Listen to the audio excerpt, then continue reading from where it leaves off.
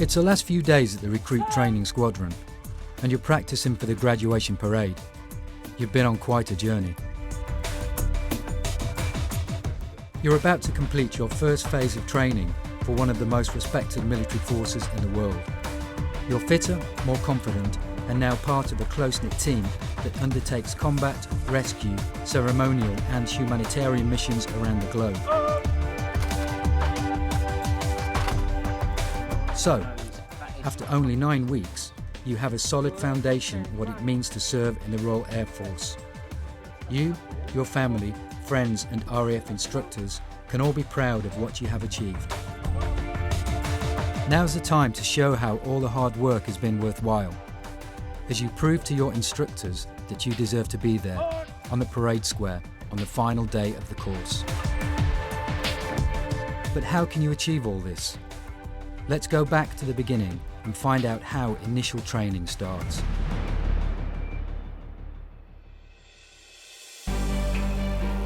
When you've made the decision to train for an RAF trade, you will sit a selection test and have a medical assessment. RAF Halton then becomes your gateway to the Royal Air Force. In order to familiarise you with the RAF training environment, you'll attend a 3-day pre-recruit training course, PRTC, prior to starting full-time training. You'll need to show your fitness capability and take part in English and Maths functional skill assessments. There's a lot to find out about and to be fully prepared for.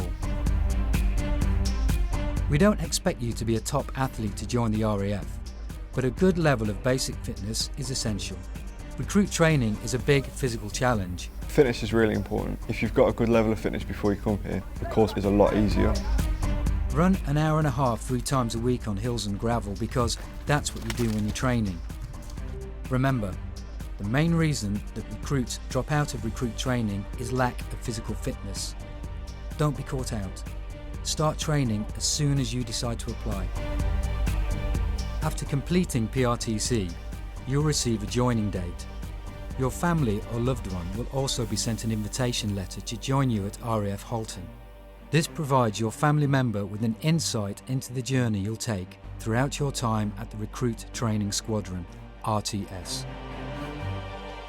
The first days on the RTS are extremely busy for both you and your instructional staff, who will help you on your transition from a civilian to a military way of life.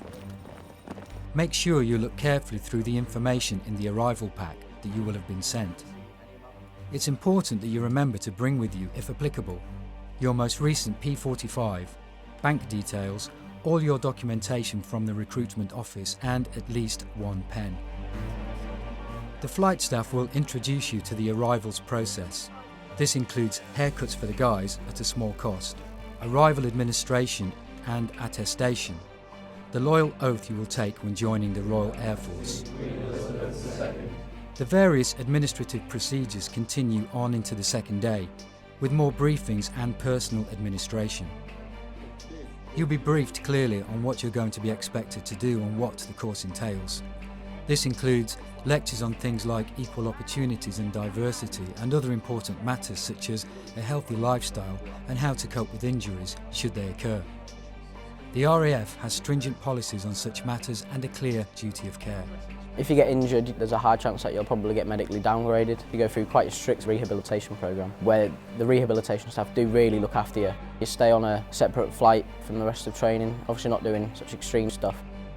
Size 8 stuff. Size 8, 2 there for you. You'll start collecting the large amount of kit that you will need during your training, learning to prepare your kit to the exacting standards demanded by the RAF. The kit is really modern, it's comfortable. As long as you look after it, it's a really good kit. Breaking your boots in is really important. If you don't do it before you come, it can set you back a long way. Getting blisters, general pain, issues with fitness, it can really hold you back. Before I came, I did actually break in my boots quite well. I was doing walks maybe 3 times a week, so that when I got here I didn't really get any blisters. You'll be shown basic ironing, polishing and cleaning skills, all of which will be developed in the coming weeks. It's all about developing our core values and team building. Being thrown together with complete strangers can seem a bit daunting at first, but you soon make good friends and quickly realise how indispensable you have become to each other. Making friends and mates was really important, and if you don't look after each other here, you'll never get through. You are assigned to what is called a flight. The idea is that within your flight you start working as a solid team. This is done through various team-building exercises, such as completing tasks within a time frame, with varying conditions imposed. You'll also go on the low ropes course to practice what you have learned in a more practical manner.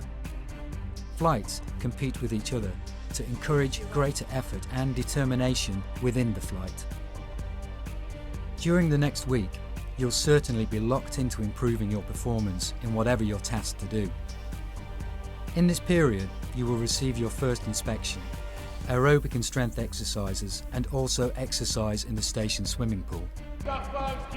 The transition module of training is designed to transform you from a civilian into an effective member of a military unit and a valuable part of your team.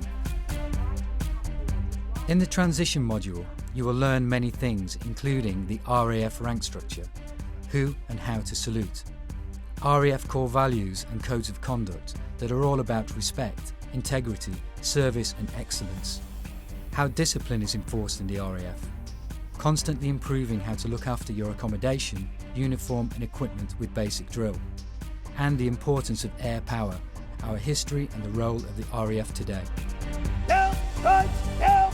Some people find marching and drill movements a bit intimidating at first, but they are a vital part of military training.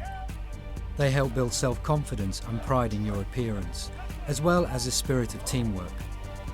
Most importantly though, drill speeds up your reactions, enabling you to respond instantly to a single word of command. At RAF Halton, the station is very proud of its close relationships with the local community. This gives you the opportunity to make your own contribution. Regular inspections continue as we set very high standards, but you'll be taught everything from scratch and soon it will all become second nature. Okay, ladies and gents, you have until 09:50 to complete your examination. By this stage, you are also ready to take the General Service Knowledge exam. You have to pass it in order to progress to the next part of the training programme.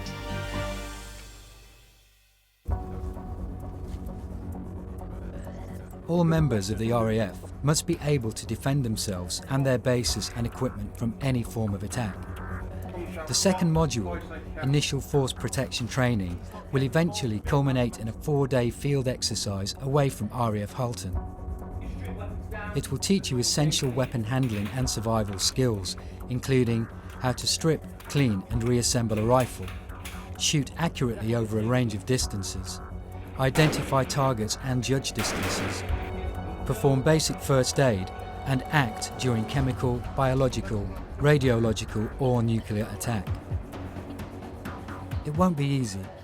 There's a lot to learn and most of it will be new to you, but you'll also find it incredibly rewarding. Many people who pass through recruits training at RAF Halton say that initial force protection training was their favourite part of the course. Working with the regiment on rifles, CBRN and first aid, it was all really enjoyable and probably something I'll never forget. What we need to do is identify why this person has become a casualty. Okay, so we're looking inside the mouth. First aid training equips you with the basic knowledge of current procedures, and then you move on to maintaining and firing your weapon, culminating in a weapons handling test that you need to pass. Everything you've learnt to date comes to play when initial force protection training is put to the test.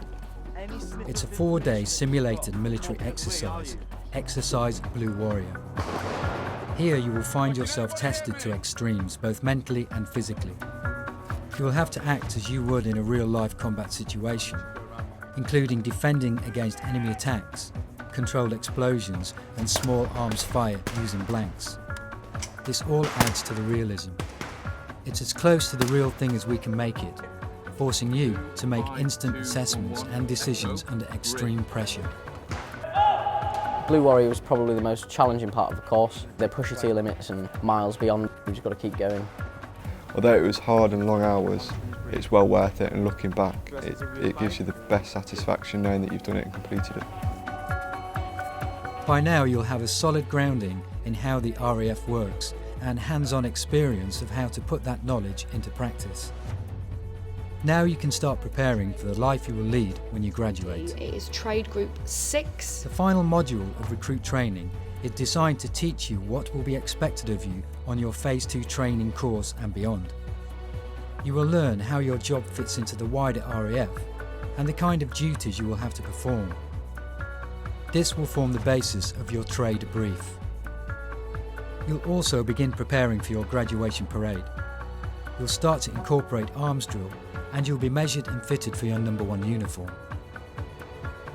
But your training is far from finished. You'll still face regular inspections, be tested on everything you've learned and have to pass the RAF fitness test. Since you are so close to graduation, the standards expected of you will be higher than ever. After all, there will be no let-up when you start your Phase 2 training or your first job. If you fail a part of the course, you get put on a remedial training. They will teach you everything you need to know, everything that you failed on, and then as soon as you've got it, you just go straight back on, give it another crack.